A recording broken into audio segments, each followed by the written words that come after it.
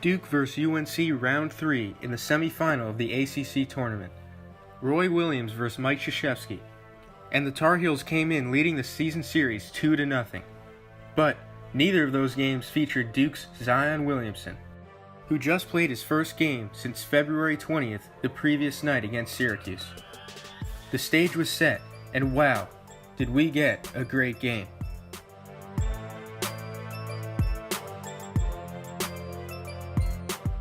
To start, this is some footage from the last time Duke and UNC played, and UNC runs their box elevator set. Watch how Cam Reddish falls asleep for 2 steps and lets Cam Johnson use the elevator screen for the wide open look at the 3 ball. Fast forward to last night, same play, and this time Reddish is ready, staying attached to Johnson and shooting the gap to contest the miss. And on the next possession down, Reddish is rewarded with a nice little quick hitter pin down, which he curls into the lane for the gorgeous and one finish. And this sequence perfectly sums up how each team got after it all night.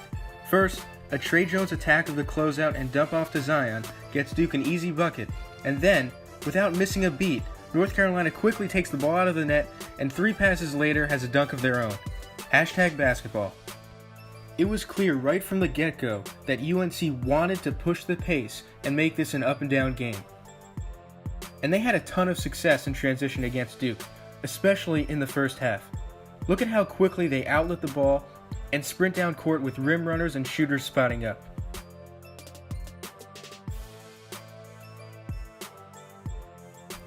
I went back and charted all of North Carolina's possessions and sorted them by how quickly they took their initial shot. When shooting within 7 seconds of the shot clock, UNC poured in a ridiculous 1.38 and 1.56 points per possession in the first and second halves, respectively, an elite mark. But when shooting after 7 seconds, their first half numbers are okay, a workable 1.08 points per possession on 24 possessions. But in the second half, this mark dropped off significantly to a feeble 0.58 points per possession on 26 possessions. No doubt, this is how Duke won the game, so let's take a look at how they stifled UNC's half-court offense in the second half. UNC inbounds quickly, and Coby White pushes, but watch how Trey Jones, Jordan Goldwire, and RJ Barrett all do a nice job of walling up in transition and making sure the North Carolina guard sees bodies early. This forces UNC to reset and allows Duke to set up its defense, and Barrett is able to ride Little out of the lane while Zion comes over to pressure the miss. Here, UNC runs some basic motion until Coby White receives the ball back out top. It looks like it's a design post-up for Cam Johnson, who has the mismatch against Jordan Goldwire and a 7-inch height advantage. But for some reason, rather than give him the ball, Coby White takes no less than 16 dribbles before handing the ball off to Nassir Little, who has no choice but to shoot this heavily contested 3 with the shot clock winding down. Mind you, just 4 possessions prior, Johnson hit this nice shot over Goldwire in the post to give the Tar Heels the lead. Just take a look at some of these half-court possessions in the second half, and pay close attention to the shot clock as well, and look how difficult Duke's defense makes it on UNC to even get off attempts at the basket, let alone open looks. First, Duke defends this pinch post action beautifully, heavily contesting a bad miss, and then Zion shows off his elite second jump ability on the putback and rebound. Then, shot selection plays a role in this contested step-back 3 by Coby White with 20 seconds still on the shot clock.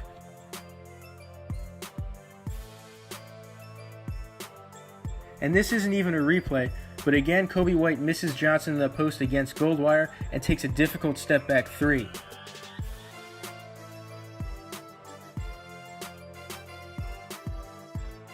Compare these with a possession in the first half, where they first run Spain pick and roll on the left side, where a third man back screens the ball screener's man, and then have a simultaneous pin down on the right side for the good look at a catch and shoot 3.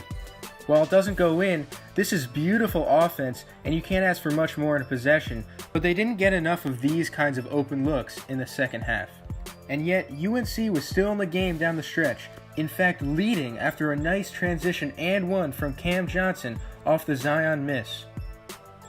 And with 2.5 minutes left in the game, Duke goes to maybe its most lethal set, Horn's elbow get, with Zion and RJ at the elbows.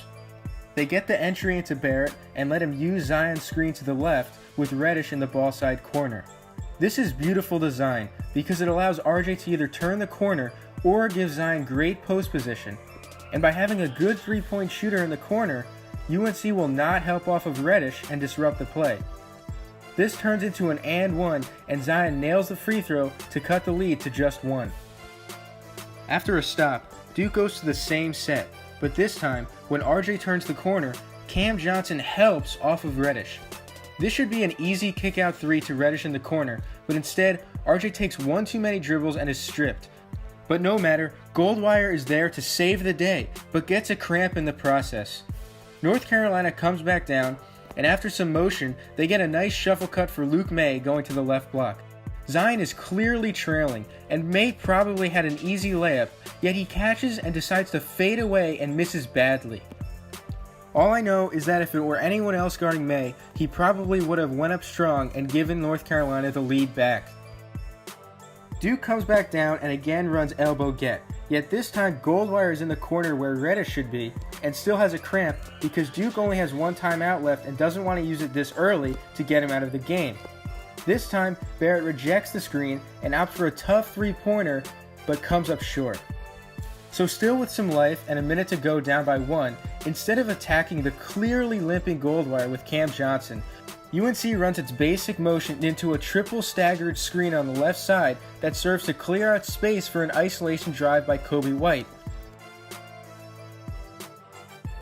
He beats Trey Jones, but fumbles the ball, but it goes directly to Nasir Little, who dunks, and North Carolina takes the lead right back.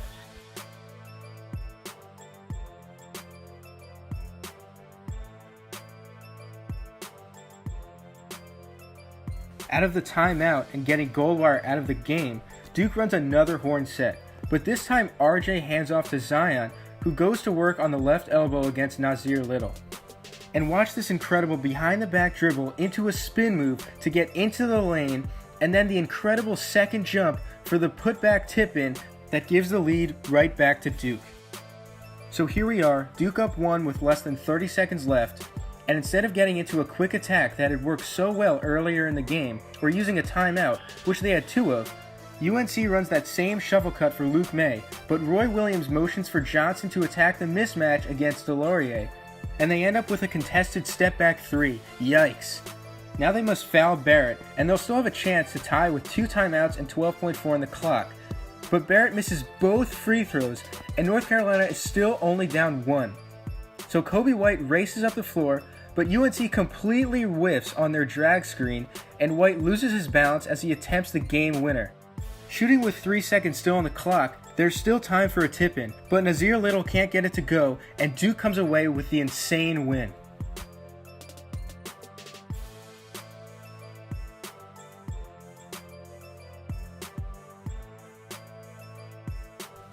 With Zion back healthy, and Duke running sets like elbow get, or even using Zion in pinch post action, which they did a couple of times, they are extremely difficult to beat. And it didn't help that UNC went just 4 for 27 from behind the arc. What a game, and all that we can hope for is another round of this battle in the NCAA tournament.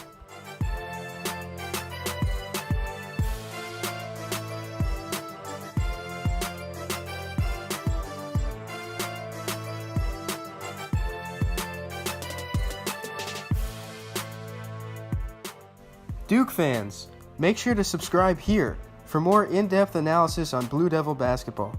Also, check out my blog that is linked in the description for even more Duke basketball content.